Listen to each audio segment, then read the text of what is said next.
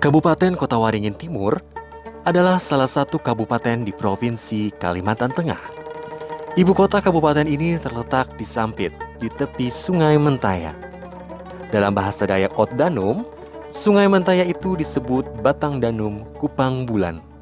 Jarak Kabupaten Kota Waringin Timur dengan ibu kota Provinsi Kalimantan Tengah, Palangkaraya, adalah kurang lebih sejauh 250 km.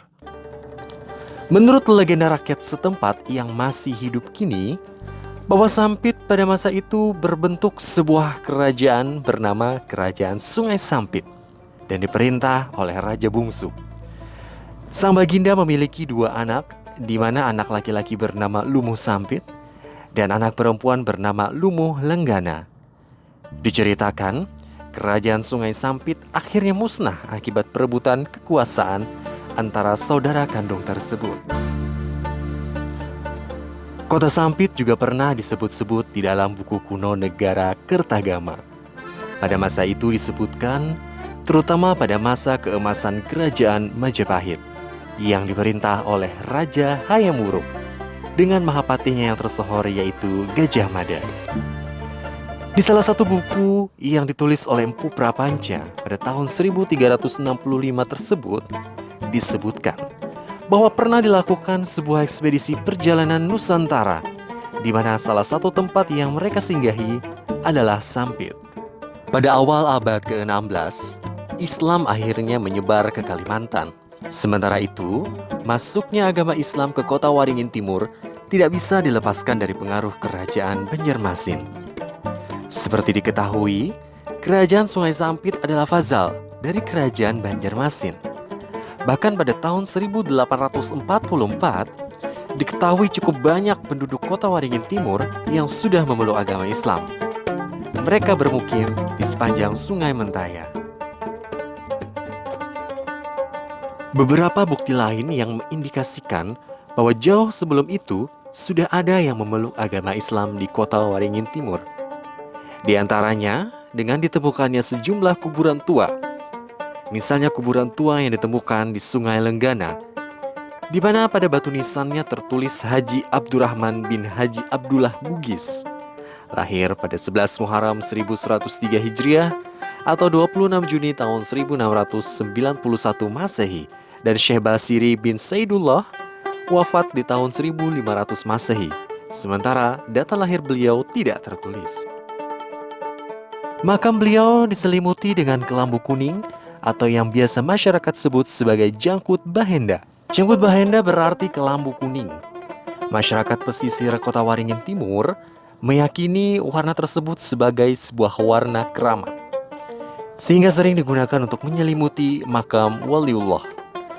Syekh Basiri yang diyakini sebagai waliullah berkubur di bantaran Sungai Lenggana. Konon, beliau menyebarkan Islam melalui jalur perdagangan. Pada makamnya pun diliputi dengan kain kuning.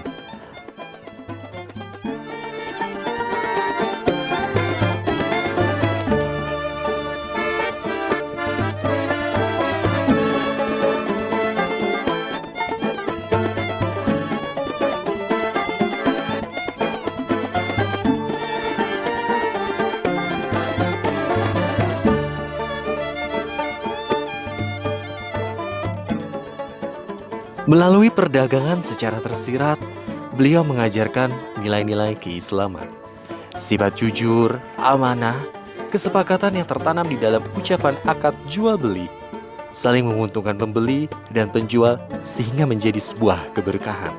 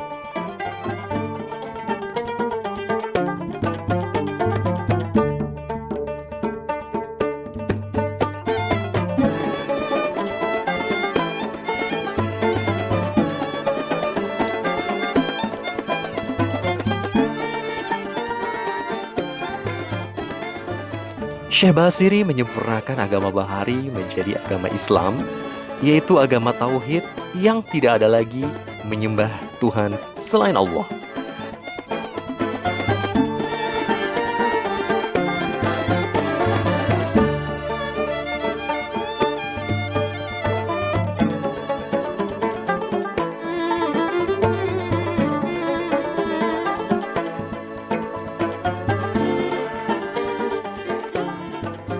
Adanya ajaran tentang penyembelihan hewan sebelum dimakan memberikan sebuah contoh tentang arti pentingnya menjaga kebersihan dan kesehatan.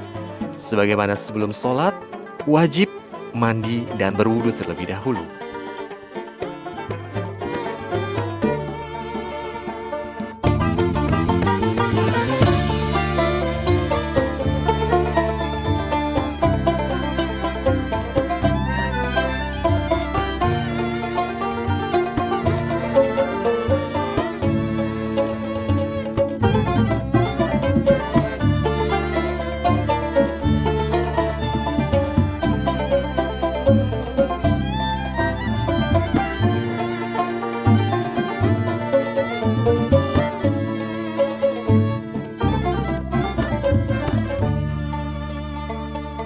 Kesenian Islami yang tumbuh di pesisir membawa pesan kesederhanaan, mengajarkan tentang sopan santun, serta menanamkan kesadaran tentang batasan antara laki-laki dan perempuan yang bukan muhrimnya, serta senantiasa menjaga kesucian dalam berpakaian untuk menutup aurat.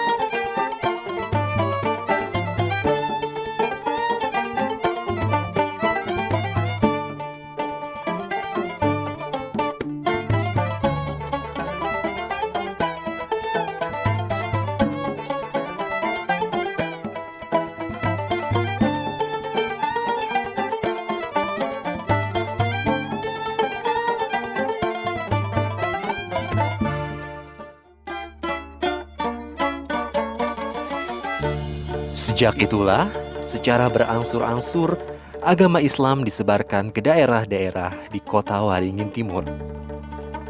Penyebaran ajaran Islam juga dilakukan melalui media kesenian yang hingga kini masih terlihat eksistensinya.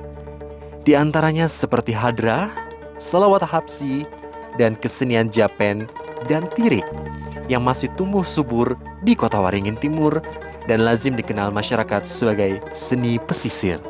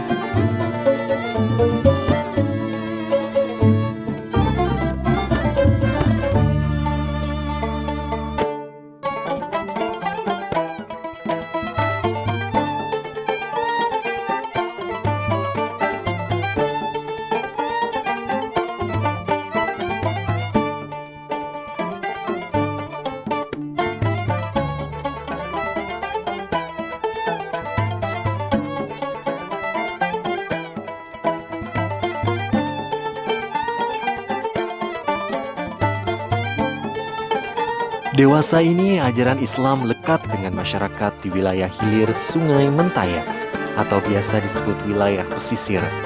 Salah satu kejayaannya hingga kini bisa dilihat dengan hadirnya madrasah setingkat sanawiyah yang menjadi salah satu sekolah favorit di kota Waringin Timur.